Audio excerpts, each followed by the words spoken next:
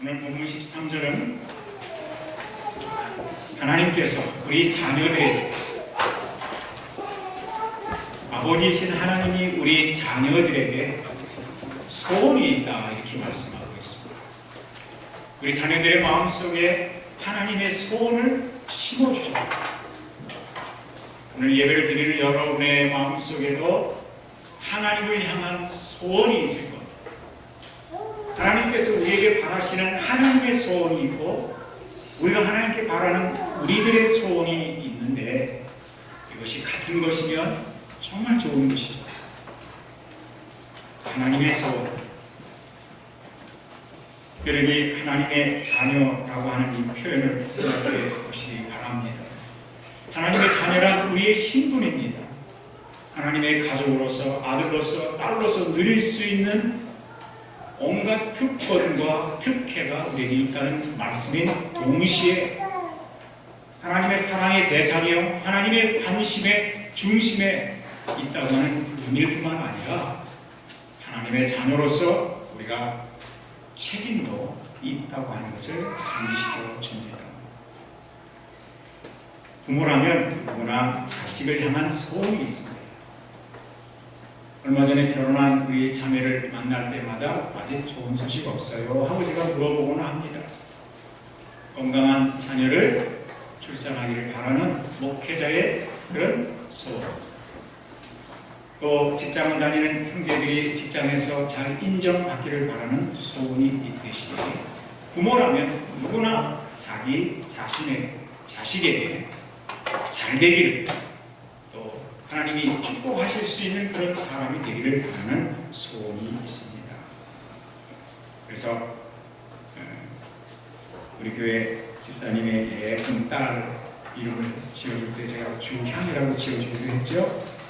주님의 향기. 저희 집 아이는 이슬이라고 이름을 지었습니다. 이슬이신 하나님처럼, 하나님의 촉방한 땅에 이슬처럼 인재하셔서 그 땅을 치료하고 열매를 맺게 하듯이 너의 삶이 하나님처럼 누군가의 삶을 치유하고 회복시키고 열매 맺는 사람이 되었으면 좋겠다. 그게 아버지의 마음입니다. 우리 임낙태 우리 아버지의 마음은 두 아들의 이름을 뭐라고 지어줬죠? 열방과 만민. 얼마나 큰 만민을 품고 열방을 향해서 복음을 들고 하나님 앞에 쓰임받는 삶을 살라고 그런 그 바람을 그 이름에 담았습니다. 이렇게 하나님이 우리의 마음속에 소원을 주실 뿐만 아니라 너희 가운데서 행하시는 이는 하나님이시다. 이 말씀은 하나님이 이런 소원을 갖고 있을 뿐만 아니라 이 소원을 이룰 수 있도록 도와주신다는 뜻입니다. 이 하나님의 소원, 우리 자녀들을 향한 하나님의 소원이 이루어져야 할 삶의 자리가 여기 나오는데 15절에 보면 어그러지고 거스르는 세대 가운데서 하나님의 흠없는 자녀로 이렇게 나옵니다. 우리가 하나님의 자녀로서 하나님의 소원을 이루어 드려야 할 삶의 정황, 삶의 자리를 어그러지고 거스르는 세대라고 했습니다. 이 말은 이 세상 사람들의 사고방식, 삶의 방식, 라이프스타일, 그들의 가치관을 의미하는 말씀입니다. 하나님의 자녀가 아닌 사람들의 시각, 관점, 그들의 철학, 그들의 가치관, 그 속에서 하나님의 소원을 품고 하나님의 소원을 이루어드리는 삶을 살아가는 이야기입니다.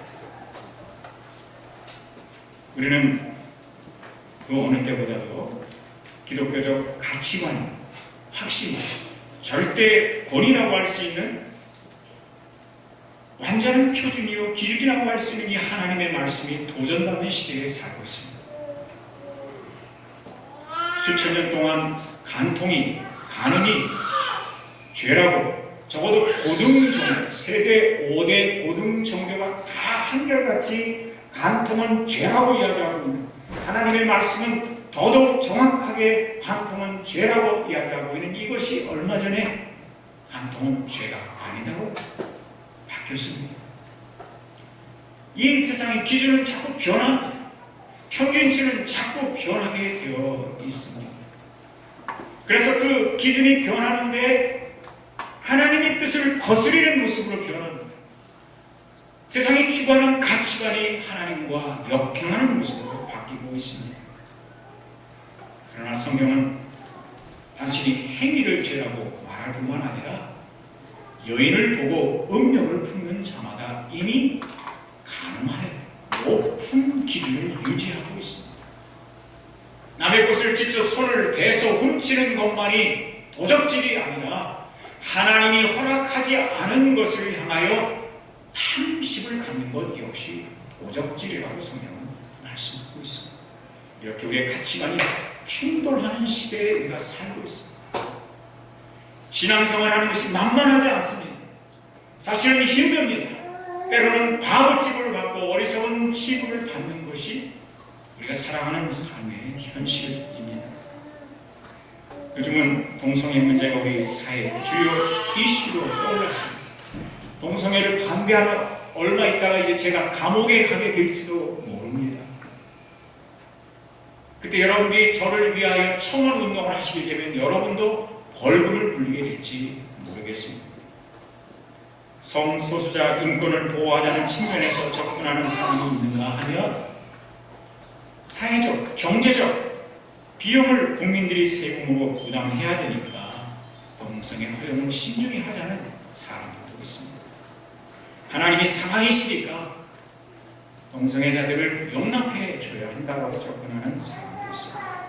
그러나 우리 사회는 동성애를 멋있는 영화를 찍어서 미워하고 멋진 사람들을 내세워서 괜찮은 것처럼 이야기하고 있지만 그 동성애가 얼마나 끔찍한 죄인지, 그리고 그로 인하여 겪게 되는 인간의 인격이 말살되고 하나님이 창조하신 그 인간이 얼마나 처참하게 비워내는지는 영화들이, 소설들이 다 말해주지 않습니다. 에이즈 감염자의 상당수가 동성애로 인한 감염으로 보고되고 있습니다. 서울대학교 보건대학원에서 발표한 자료에 의하면 국내 성인 에이즈 감염자의 71.3%가 동성애로 인한 것이라고 말합니다. 서울대학교 통계에 의하면 일반인에 비해서 동성애자는 183배 높은 에이즈 감염률을 가지고 있다고 했습니다. 무섭고 끔찍한 것은 이 병에 걸린 사람들이 자신의 병을 숨기고 제2, 제3, 제4, 제5 끊임없이 성 대상을 바꿔가면서 이런 에이즈를 확산하는 일을 하고 있다. 그들 속에는 진짜 사람을 사랑하는 정신이거든. 자신만 망할 뿐만 아니라 다른 사람들의 가족도 파괴시키는 일을 서슴지 않고 벌이고 있는 사람들이 많습니다. 2014년 4월 7일 보건의 날 K방송에서 미국 신규 에이즈 환자의 95%가 동성애로 인해서 감염되고 있다고 했습니다. 프랑스 국립위생감시원 자료에 의하면 2011년 남성 에이즈 감염자의 65%가 동성 간의 성관계에 의한 것이라고 했습니다.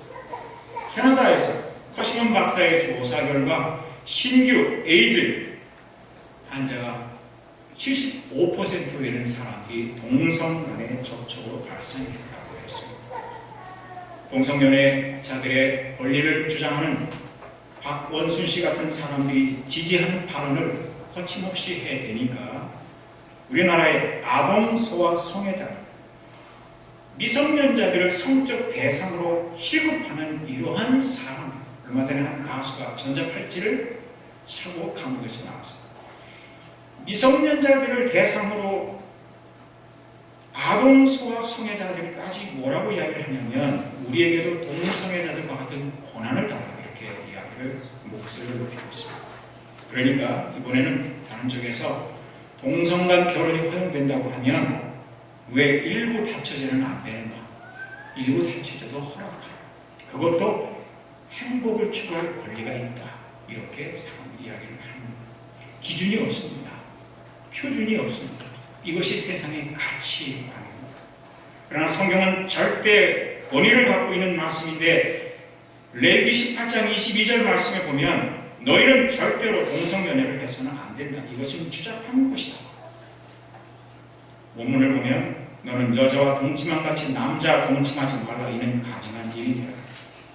레위기 20장 13절에 누구든지 여인과 동침하든 남자와 동침하면 둘 다 가증한 일을 행하는즉 반드시 죽일지니 자기의 피가 자기에게로 돌아가리라. 하나님은 이 세상 사람들이 말하는 그런 사랑에 대해서 실제하지 않습니다.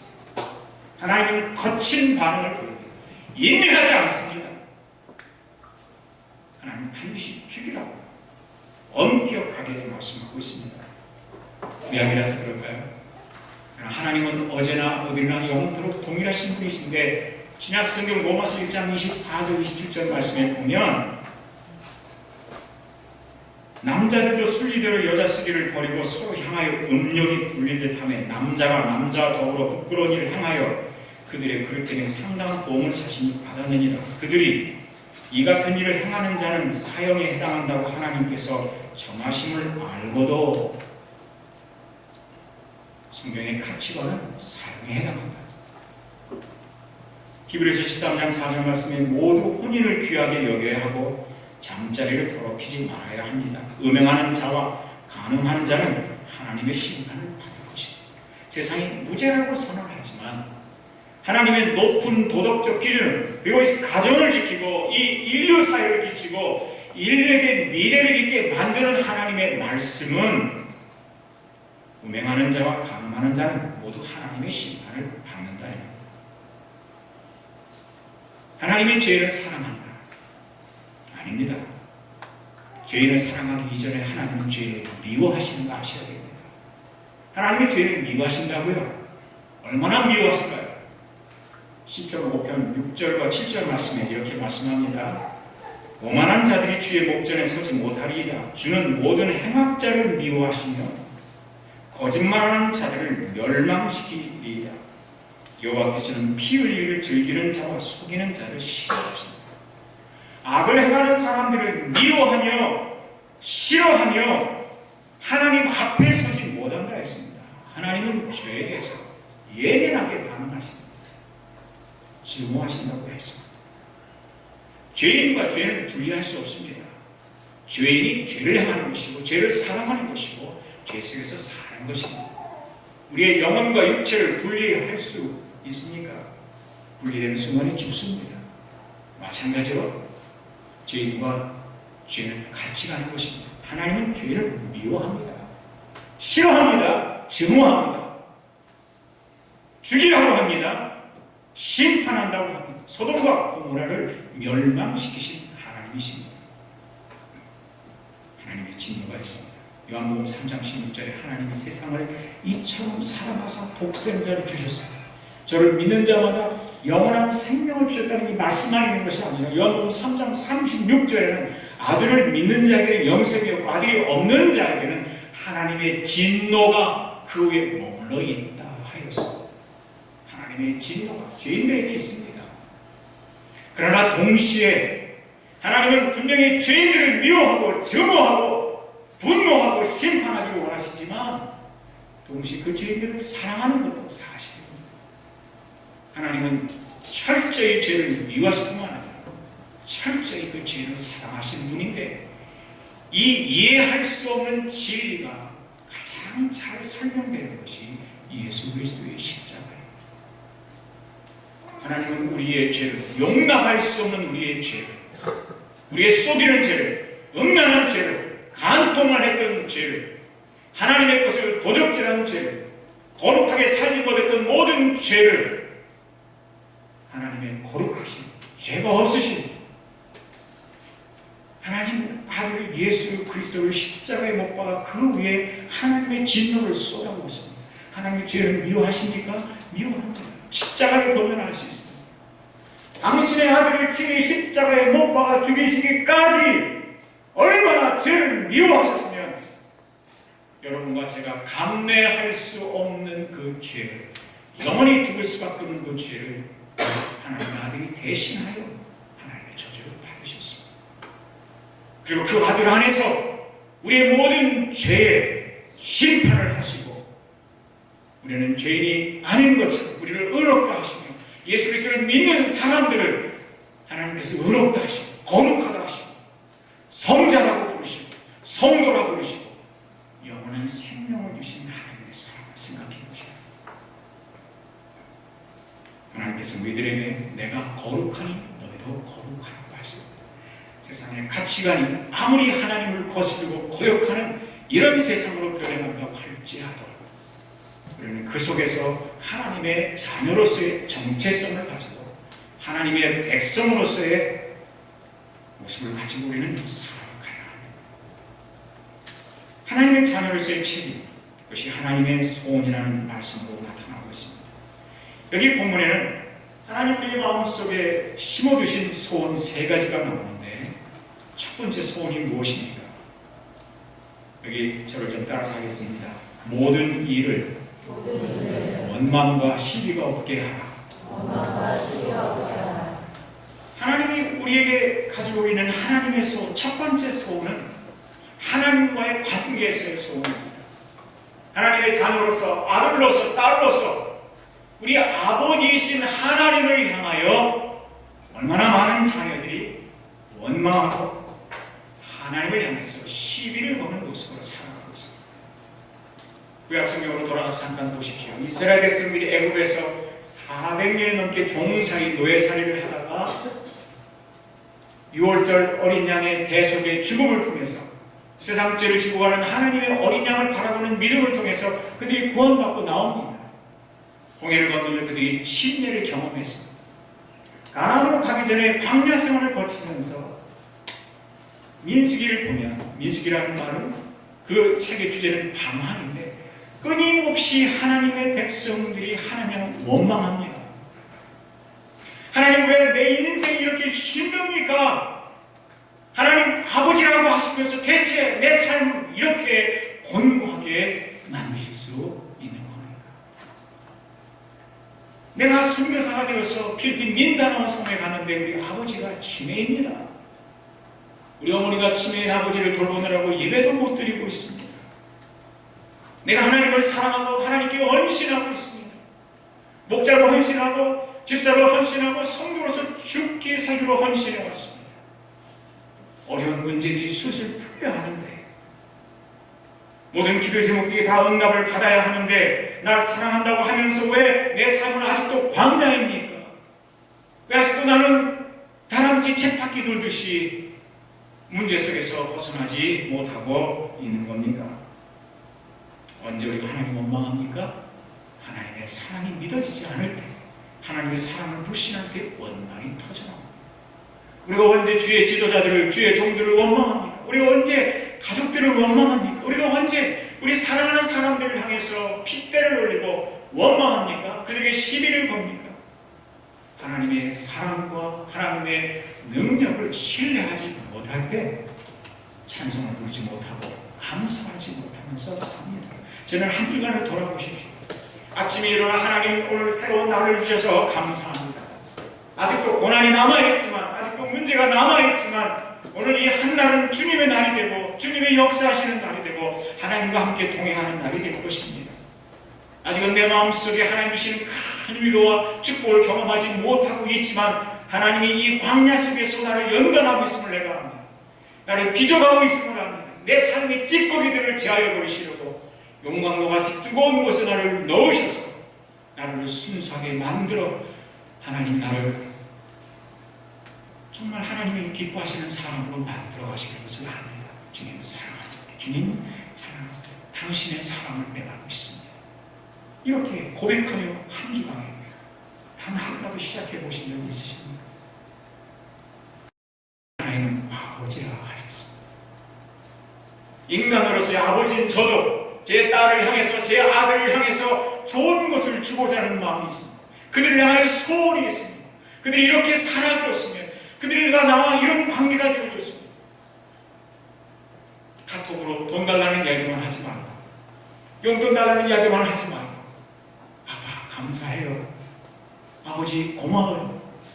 아버지가 내게 계신 것이, 어머니가 내게 계신 것이, 어머니의 그 다 상한 것 같은 그 바라보면서 이 손이 나를 키웠고 지금은 예전처럼 나를 안아주지 못하지만 그 아버지가 나를 키우셨고 나의 아버지셨고 나를 사랑하셨고 나를 울게도 하셨지만 내 인생의 소중한 분이셨고 아버지가 없으면 내가 어떡해? 어머니가 없으면 내가 어떡해? 원망하고 시비하는 자녀의 모습이 아니라 하나님이 우리를 사랑하셔서 그 아들 예수까지도 아끼지 않으신 분입니다. 하나님의 사랑을 의심하지 마세요. 우리를 사랑하시되 자기 아들까지 아끼지 아니하신 하나님이 뭘 더 아끼겠느냐? 원망하지 말고 하나님 사랑하세요. 하나님께 시비 걸지 마시고 하나님의 능력에 대하여 시비 걸지 마시고 하나님의 지혜와 하나님의 계획과 하나님의 목적과 하나님의 인도하심에 대하여 시비 걸지 마시고 하나님은 최선의 삶으로 인도하기를 기뻐하시는 분입니다. 가장 좋은 것으로 주기를 기뻐하시는 분입니다. 의심하는 순간이 오고 하나님께 불평하는 순간이 왔을 때 생각하십시오. 하나님은 사랑이시다. 하나님이 우리를 먼저 사랑하셨다고 했습니다. 내가 먼저 하나님 사랑한 것이다. 하나님이 나를 사랑하셨다고 했습니다. 그래서 시편 37편 3절은 여호와를 의뢰하고 선을 행하라. 4절은 여호와를 기뻐하라. 그가 내 마음의 소원을 이루어 주시리라. 여호와를 기뻐하라. 원망과 시비가 아니라 여호와를 기뻐하라. 30편 5절에 내 길을 여호와께 맡기라. 그를 의지하면 그가 이루어 주시리라. 내 길을 여호와께 맡겨. 최고의 안내자요, 최고의 상담자요, 최고의 교사요, 최고의 변호사요, 최고의 중개자요, 최고의 능력이 있으신 하나님 아버지에게 너의 가는 길을 맡기라. 그보다 더 믿을 만한 분이 어디 있는가?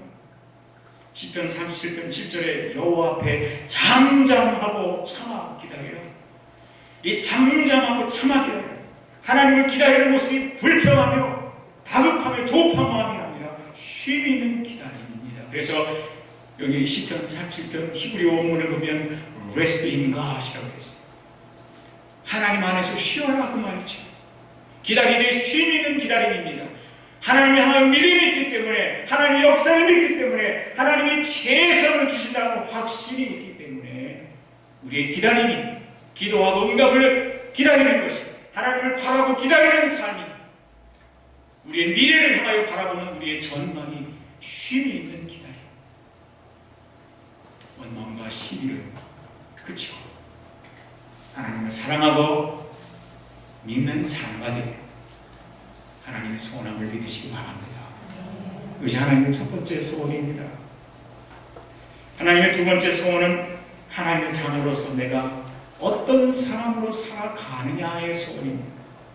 15절에 이는 너희가 흠이 없고 따라서 하겠습니다. 흠이 없고 순전하여 하나님의 흠없는 자녀로. 자, 여기 보면 흠이 없다라는 말이 한 번 나왔어요. 또 뒤에 가서 흠이 없다가 나왔어요. 근데 중간에 순전하여 이렇게 나옵니다.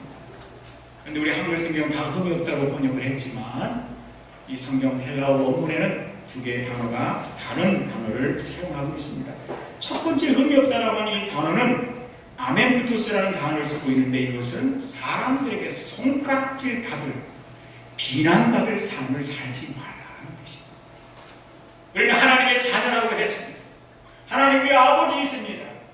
오늘 우리가 살아가는 모든 삶의 자리에서 비록 세상이 거슬고 역행하고 하나님의 뜻과 무관한 그런 세상에 우리가 살고 있지만 우리가 믿는 믿음의 도리를 인정하지 않고 우리의 가치관을 인정하지 않는 그런 세상에서 살고 있지만 우리가 어디서 살는지 간에 하나님의 자녀들로서 손가락질 받을 만한 비난받을 삶을 살지 말라는 뜻입니다. 교회에 누가 될 만한 한빛침례교회에 불명예가 될 만한 그리스도인이라고 하는 그리스도와 같은 사람이란 뜻 아닙니까? 그리스도인이라는 이름을 부끄럽게 할 수 있는 어떤 외적인 행위도 하지 말라는 뜻입니다. 높은 수준의 도덕적, 윤리적 삶을 살아가는 이야기를 하고 있는 것입니다. 기독교 역사상 아니 한국교회 역사상 오늘처럼 이 한국교회가 세상의 비난거리가 된 적이 언제 있었습니까? 순교자를 수많은 이 한국 땅을 사랑했던 애국자를 배출하고 순교자를 배출하고 한국의 교육을 앞섰던 한국의 최고 역할을 했던 이 기독교회가 오늘 세상의 손가락질과 비난의 중심에 서 있는 모습을 보게 됩니다. 오늘 여러분의 한 주간의 삶은 어땠습니까? 혹시 손가락질만한 그런 삶을 살진 않았습니까? 시장 통해서 거래하는 곳에서 돈이 왔다 갔다 하는 자리에서 사람과의 관계에서 운전하는 자리에서 혹시 저 사람도 예수 믿는 사람이야? 저 사람도 교회 나가는 사람이야? 저 사람이 집사야? 저 사람이 성도야? 저 사람이 십자가의 은혜를 경험한 사람으로 과연 그렇게 할 수 있는 거야? 사람 앞에서 현대인의 성경은 이렇게 번역해 놓았습니다. 어느 누구도 여러분을 비난하지 못하게 하십시오. 하나님은 하나님의 자녀들이 이 세상에서 비난받는 존재가 되기를 원하지 않으십니다. 제 아들이, 제 딸이 세상에 나가서 손가락질 받는 자녀가 되기를 원하지 않는 것과 똑같은 심정입니다. 뒤에 나오는 흠이 없는 자녀라고 하는 말은 또 다른 단어입니다. 아모모스라는 단어를 쓰고 있는데 이 말은 하나님의 심판대 앞에 설 때에 부끄러움 없는 사람이 되라는 뜻입니다. 이것은 더 높은 기준입니다. 우리는 꽤 괜찮은 사람처럼 가장할 수 있습니다. 친절한 척 할 수 있습니다. 선한 사람인 척 노력할 수 있습니다. 그러나 하나님은 외적으로나 내적으로나 일관된 사람이 되기를 원하시고 있습니다.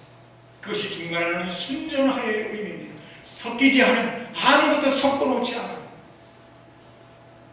기본목이 되어 있지 않은, 말하는 것과 우리의 내면이 일치하는 이런 삶을 하나님의 자녀들이 살기를 원하고 있습니다. 우리의 기도하는 것과 기도를 마치고 일어나서 살아가는 삶의 모습은 같이 가야 합니다. 하늘에 계신 우리 아버지여, 이름이 거룩히 여김을 받으시오며 하나님의 나라가 내 삶에 임하시며 하나님의 통치가 내 삶에 이루어지길 바라는 사람들은 일어나는 순간부터 하나님의 나라, 하나님의 영광, 하나님의 임재를 생각하며 살아가는 사람입니다. 그가 걸어가는 모든 걸음걸음이, 그가 살아가는 모든 선택들이 하나님의 영광을 생각하며 하나님의 목적을 생각하며 하나님의 기쁘시게 하는 자로 살아가기를 바라는 것, 이것이 진짜 기도입니다. 내가 원하는 것만이 아니라, 내가 원하는 소원을 이루는 것만이 아니라, 내가 원하는 성공과 재물과 건강과 명예를 취득하는 것만이 아니라 하나님의 자녀로서 우리의 내면과 바깥으로 드러나는 삶과 사람 앞에서 보여지는 삶과 사람들이 아무도 없는 곳에서의 삶과 아무도 들여다볼 수 없는 내면의 세계까지도 하나님 앞에서 일관되게 성실한 일치된 모습으로 살아가는 것, 이것이 우리 부모가 자식에게 갖는 소원이자 하나님 아버지, 하늘 아버지 모든 하나님의 자녀들에게 가지고 있는 소원입니다. 순전한 삶, 아칼라이오스라는 이 단어는 순수한, 퓨어, 순결한, innocent, 섞인 것이 없는 unmixed, 말 그대로 순전하고 순결하며 섞인 것이 전혀 없는 이러한 사람들로 살아갑니다. 하나님께서 이 자녀들에게 소원을 하시고 있습니다. 하나님의 첫 번째 소원은 하나님 향한 원망과 시비를 그치고 하나님을 사랑하며 하나님 능력을 믿으라고 하는 소원이요. 하나님의 두 번째 소원, 우리가 하나님의 자녀로서 하늘 아버지를 모시고 살아가는 자녀들로서 하나님과 사람들 앞에서 부끄러울 것이 없이 순전한 모습으로 살아가기를 바라실 뿐만 아니라, 세 번째 하나님의 소원은 하나님의 자녀로서 이 어그러지고 거스르는 세대, 하나님과 역행하는 세대 속에서 어떤 모습으로 살아야 한다 하는 하나님의 소원입니다. 15절과 16절에 저를 따라서 하겠습니다. 하나님의 흠없는 자녀로 세상에서 빛들로 나타내며 생명의 말씀을 밝혀. 이 15절, 16절을 현대인의 성경을 하나로 묶어놨어요. 이렇게 묶어놨습니다. 생명의 말씀을 높이 들고 등불처럼 빛을 발하십시오. 따라서 해볼까요? 생명의 말씀을 높이 들고 등불처럼 빛을 발하십시오. 이 말씀은 사명에 관한 말씀입니다. 하나님이 교회에 우리 자녀들에게 주신 하나님의 세 번째 소원은 사명에 관한 소원입니다. 어그러진 세상에서, 패역한 세상에서 하나님의 뜻을 역행하는 이 세상에서 우리 그리스도인들이 단순히 소극적인 측면에서 비난거리가 없고 순전한 모습으로 살아갈 뿐만 아니라 적극적인 측면에서 생명의 말씀을 밝혀 말씀을 높이 들고 등불처럼 빛을 발하며 살라고 했어요. 빛은 적극적입니다. 빛을 켜는 순간에 어둠이 사라져버립니다. 세상으로부터 지탄받는 것이 아니라 세상의 죄를 책망하라는 겁니다. 세상의 죄를 죄되게 하는 삶을 살라는 겁니다. 그리스도인이 거룩하기 전에는, 그리스도인이 하나님 앞에 바로 서기 전에는 세상을 절대 구원할 수 없습니다. 빛이 되기 전에는 어둠을 비칠 수 없고 물리칠 수가 없습니다. 단순히 우리들이 세상에서 손가락질 받지 않는 수준의 삶을 사는 것이 아니라 보다 더 적극적으로 능동적인 면에서 생명의 말씀을 높이 들고 빛을 발하는 발광체가 되어서 살아가는 말씀입니다. 태양처럼 밝은 빛입니다. 달처럼 큰 빛입니다. 한 빛 진리교회. 여기서 말하는 한은 큰 한자입니다. 큰 빛을 비추는 성도가 되어 사는 것이 하나님이 우리 자녀들에게 갖고 있는 소원. 생명의 말씀을 밝히라고 하는 것은 우리의 삶 속에 복음이 있어야 된다는 뜻입니다. 예수 그리스도의 복음을 증거하는 삶이 되어야 한다는 말씀입니다.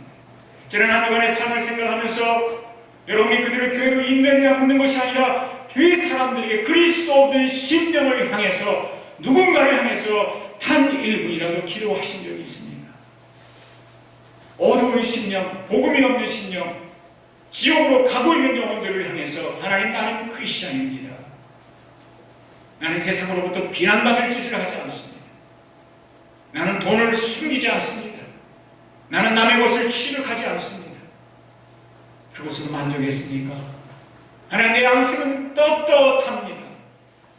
숨길 게 없습니다. 순전합니다. 그것으로 만족하셨습니까? 거기서 더 나아가 교회는 선교 기관입니다. 하나님이 교회를 세상에 주신 목적 중에 하나가 너희는 가서 모든 족속으로 제자를 삼아 아버지와 아들과 성령의 이름으로 진례를 주고 너희에게 분명 모든 것을 가르쳐 지키게 하는 사명을 교회에 주셨습니다.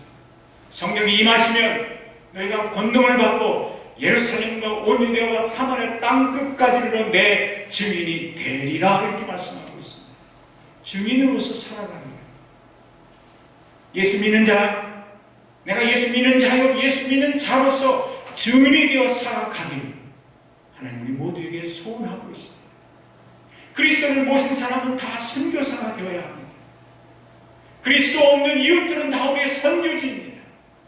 예수를 모르는 사람들, 그리스도 없는 아이들의 심령 속에 마귀가 씨앗을 뿌리고 다닙니다. 청소년들, 우리나라 전체 동성애를 지지하는 가장 많은 지지층이 청소년들입니다. 고등학교, 그것도 여학생들입니다. 그들의 마음속에 마귀가 하나님과 역행하는 그런 세상적 가치관을 심어주고 있습니다. 그들의 마음은 우리의 선교지입니다. 복음이 필요합니다. 생명의 말씀을 밝혀 주어야 할 사람들이 많은데 우리는 우리 안에 있는 찬양과 예배에 대해서 감격하고 만족하고 이것을 그냥 끝내버리는 순간에 우리는 하나님의 이 소원을 외면해버리는 사람들이 되고 마는 것입니다. 예배를 마치고 나가는 순간부터 여러분의 마음속에는 선교제를 향해서 달려가는 마음들이 있어야 합니다. 이번 주간에 내가 누군가에게 예수를 믿도록 권면하고 누군가에게 전화를 해서 격려를 하고 누군가가 다시 한번 하나님 앞에 나올 수 있도록 도전을 하고 누군가에게 찾아가서 하나님의 사랑을 어찌 나눌 수 있을까? 선교사의 마음으로 이 어그러지고 역행하는 세상에서 나아가서 따라서 하겠습니다. 나는 그리스도인으로서 하나님의 자녀로서 선교사입니다. 아멘. 하나님도 그 아들을 세상에 선교사로 보내셨습니다. 여러분은 선교사, 복음을 가진 선교사로 살아야 합니다. 선교사로서 기도해야 합니다. 우리의 선교지를 위해서 기도하셔야 돼요. 주일학교를 위해서 기도해야 돼요. 성경학교가 많은 아이들이 구원받는 성경학교가 될 수 있도록 기도하셔야 돼요.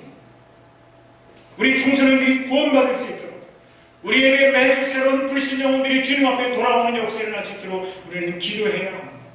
우리는 복음을 전하는 선교사가 되어야 합니다. 하나님의 말씀을 밝히 사람들이 알 수 있도록, 들을 수 있도록 가르치는 선교사가 되어야 합니다. 제가 탁구를 배우는 유도준 탁구클럽의 그 관장님은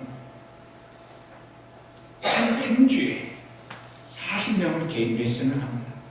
10분부터 20분, 30분, 1시간까지. 제가 하나님 앞에 그런 마음이 생깁니다. 생명의 말씀을 밝혀 등불처럼 빛을 발하며 살라고 했는데, 이 예배를 드리는 것 말고 개인적으로 하나님의 말씀을 밝히고 가르치고 하는 이 일을 내가 몇 사람에게 하고 있는가 따져보니까 8사람에 불과합니다. 아직은 내가 50대일 때, 아직은 힘이 있을 때, 아직은 뭔가 일을 할 수 있는 이때에 하나님, 내가 한 탁구클럽의 관장님만도 못한 사람이 되어서야 되겠습니다. 저에게도 40명에 10분, 20분, 30분, 1시간을 하나님의 말씀을 가르칠 수 있는 그런 열망, 그런 소원, 그것이 다 하나님의 소원입니다. 주일학교에 오셔서 말씀을 가르치십시오. 학생부에서 아이들을 가르쳐 주십시오. 청년들을 지도해 주십시오. 여러분 가정에서 성경 공부반을 인도하십시오. 필요한 우리 사역자들을 불러주십시오. 여러분이 이웃들을 초청해서 식사를 대접하고, 그리고 함께 그리스도의 복음을 나눌 수 있는 기회들을 만드십시오. 필요한 우리 집사님들을 초청하십시오. 필요하면 우리 권사님들을 초청하십시오. 여기 사역자들을 불러가십시오. 그들을 사용하십시오. 하나님, 우리 모든 그리스도인들이 생명의 말씀을 높이 들고 등불처럼 빛을 발하며 살게, 세상이 악하다, 타락했다, 범죄했다, 못살겠다 이렇게 정죄하는 모습이 아니라 그 속에 들어가서 어두운 세상을 밝히고 복음이 없는 심령 속에 하나님의 생명의 말씀으로 그들이 구원받게 하는 이 사명을, 이 하나님의 소원을 이 시간 여러분의 소원이 되게 하시기를 바랍니다. 하나님의 소원이 여러분의 간절한 소원이 되게 하시기를 바랍니다. 하나님의 열망이 여러분의 열망이 되시는 이 시간이 되시기를 바랍니다. 하나님의 이 세 가지 소원을 품고 예배를 마치십시오. 이 세 가지 소원을 품고 오늘 식사할 때 기도하십시오. 이 하나님의 세 가지 소원을 품고 아침에 일어나서 하루를 시작하십시오. 이 하나님의 세 가지 소원을 품고 직장에 가십시오. 이 세 가지 하나님의 소원을 품고 그 소원대로 살지 못했으면 눈물을 뿌리며 하나님께 회개하고 하나님의 소원을 이루어드리는 하나님의 자녀가 되게 해주시고, 날마다 기도하며 헌신하시는 여러분들이 되시기를 바랍니다. 기도하시겠습니다.